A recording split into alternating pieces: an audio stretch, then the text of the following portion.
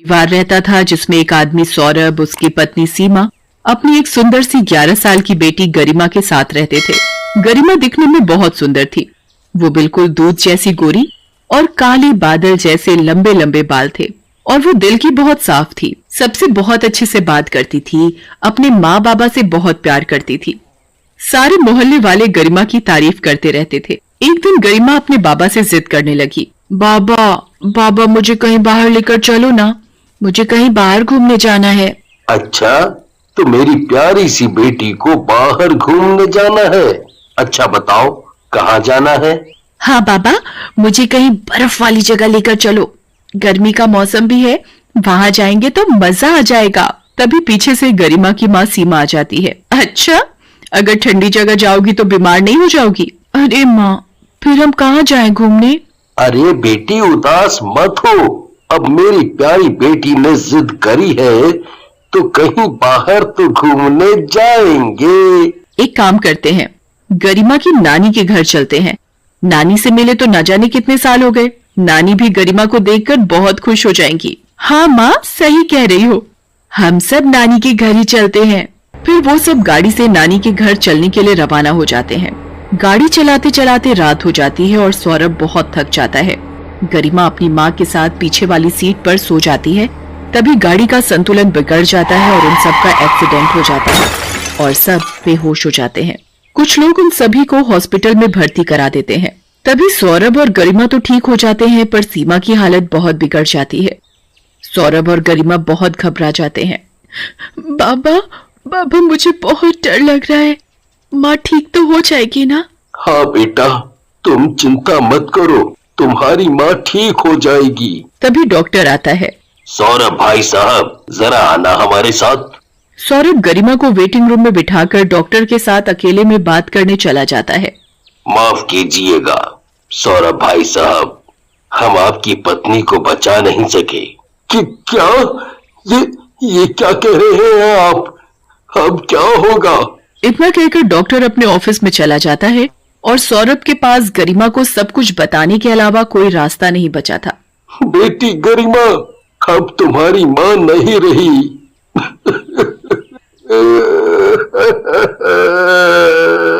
इतना सुनकर ही गरिमा अपने बाबा के गले लग जाती है और बहुत रोती है। फिर सौरभ और गरिमा सीमा का अंतिम संस्कार करके नानी के घर चले जाते हैं। सौरभ गरिमा की नानी को सब कुछ बता देता है। अब तो भगवान ही जाने आगे क्या होगा। एक तो 11 साल की बेटी, ना जाने अब कौन संभालेगा इसे। हाँ सासू माँ, मुझे भी अपनी कोई फिक्र नहीं। मुझे तो बस गरिमा की चिंता खाए जा रही है। मैं काम करने जाऊंगा या गरिमा की देखभाल करूंगा। तभी नानी बोल पड़ती है। अरे सौरभ, तू दूसरी शादी कर ले, वो सही रहेगा। सौरभ भी नानी की बात मान लेता है। आखिर इसके अलावा और कोई रास्ता भी तो नहीं था। फिर सौरभ के लिए एक विधवा औरत माधवी का रिश्ता आता है। उसकी एक बेटी भी होती है, वैशाली। वैशाली 15 साल की थी। जब रिश्ता मिलवाने के लिए सौरभ और माधवी घर बुलाते हैं तो गरिमा को पहली नजर में देखकर ही माधवी के मन में उसके लिए ममता भर जाती है। पर जब वैशाली गरिमा को देखती है तो वो उससे जलने लगती है, क्योंकि वो उससे बहुत सुंदर थी। सौरभ और माधवी का रिश्ता पक्का हो जाता है और फिर माधवी वैशाली को लेकर सौरभ के घर चली जाती है। हर रोज माधवी गरिमा को बिल्कुल अपनी बेटी की ही तरह प्यार करती थी और वैशाली इस चीज से भी बहुत जलने लगी। इसलिए वैशाली गरिमा से बिल्कुल अच्छे से बात नहीं करती थी। पर गरिमा कभी भी बुरा नहीं मानती थी। उसे विश्वास था कि वो दोनों कभी न कभी तो प्यार से रहेंगे। जब गरिमा और वैशाली दोनों मिलकर स्कूल जाते थे तब भी सारे बच्चे उन दोनों की बराबरी करने लगते कि गरिमा तो वैशाली से ज्यादा सुंदर है, ये तो उसकी बहन लगती ही नहीं। ये बातें सुनकर वैशाली बहुत गुस्से में आ जाती है। ये मेरी बदकिस्मती है जो मुझे तुम जैसी बहन मिली। गरिमा बहुत उदास हो जाती है और ये बात किसी को नहीं बताती। एक दिन वैशाली जब गरिमा को सोता हुआ देखती है तो वो कैंची लेकर गरिमा के पास जाती है और उसके सारे बाल काट देती है। जब गरिमा उठती है तो देखती है कि उसके सारे कटे हुए बाल बिखरे हुए होते हैं। मेरे बाल, ये कैसे हुआ? मैंने काटे तेरे बाल। बड़ा घमंड था ना तुझे अपने बालों पर। ले, अब तेरा घमंड चूर चूर हो गया। पीछे से माधवी सब सुन लेती है और वैशाली को बहुत डांटती है, पर इस बात का गरिमा को बिल्कुल भी बुरा नहीं लगता। माँ, आप दीदी को कुछ मत कहिए, ये बाल ही तो थे, फिर आ जाएंगे। देख अपनी बहन को, तुझसे छोटी है पर तुझसे कितनी ज्यादा समझदार है, कुछ सीख अपनी बहन से। ये बात सुनकर वैशाली को गरिमा से और नफरत होने लगती है। एक रात को वैशाली को गरिमा के ऊपर इतना गुस्सा आता है कि वो उसे जान से मारने की योजना बना लेती है। अगली सुबह, गरिमा गरिमा जल्दी मेरे पास आ, मुझे तुम्हें कुछ दिखाना है। क्या हुआ दीदी, क्या दिखाना है तुम्हें? अरे जल्दी चलो, मैंने वहां पहाड़ी के पास बड़ा सुंदर इंद्रधनुष बनता हुआ देखा। अच्छा दीदी रुको, मैं आती हूँ। वैशाली गरिमा को पहाड़ के पास ले जाती है। दीदी बताओ ना, कहाँ है वो इंद्रधनुष?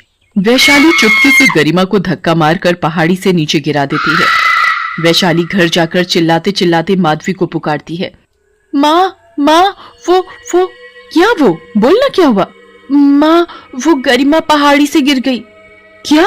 ये क्या कह रही है? गरिमा पहाड़ी से कैसे गिरी, बता। माँ वो गरिमा खेलते खेलते पहाड़ी से गिर गई।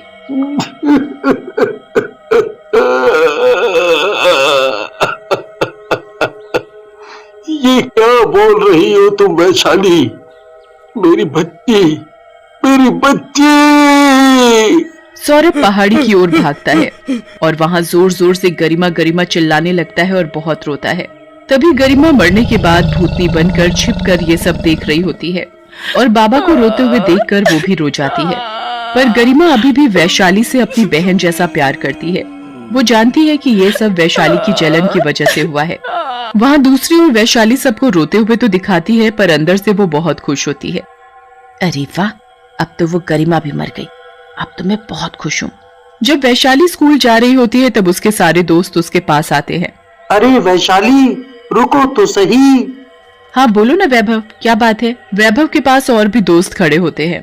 अरे वैशाली, मुझे पता चला कि तुम्हारी बहन पहाड़ी से गिरकर मर गई। मुझे सच में बहुत बुरा लग रहा है। हाँ वैशाली, गरिमा तो सच में बहुत याद आती है। पता है लंच टाइम में वो हमें कितना हंसाती थी, उसके साथ में सच में बहुत अच्छा लगता था। हाँ अब हम सब कर भी क्या सकते हैं, वो वापस तो नहीं आ सकती।